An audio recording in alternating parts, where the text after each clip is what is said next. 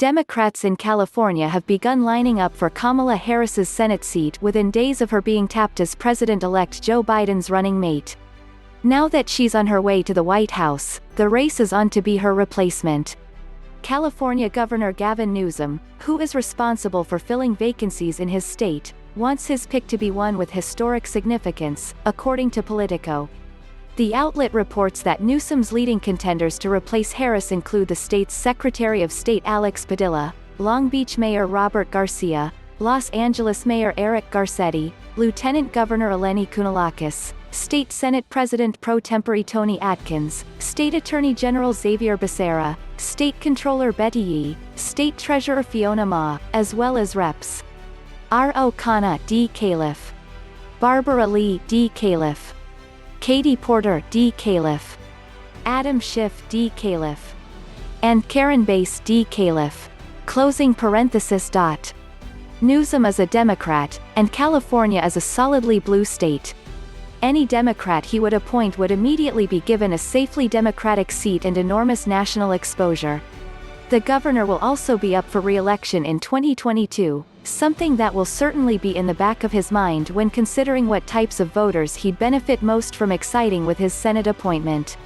In its 170-year history, the Golden State has never sent a Latino to represent it in the Senate.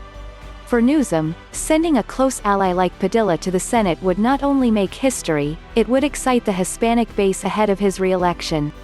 Newsom has been candid about how he has been lobbied in recent months for Harris's seat, decrying the process of choosing a replacement on Election Day as, "not something I'd wish on my worst enemy. You know, there's phone calls, there's emails. There's personal, people just happen to show up certain places. They want to babysit your kids, they offer to get groceries, get coffee," he said last Tuesday. So, you add all those together, it's quite a significant list. It is rather remarkable. "I look forward to having that responsibility," he noted, but added, "in some respects, it's a burden."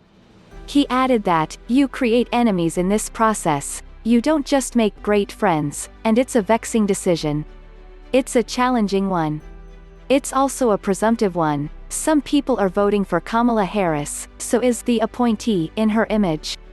Just 2 days after Harris was chosen as Biden's vice presidential candidate, Newsom admitted that he was being hounded by ambitious Democrats.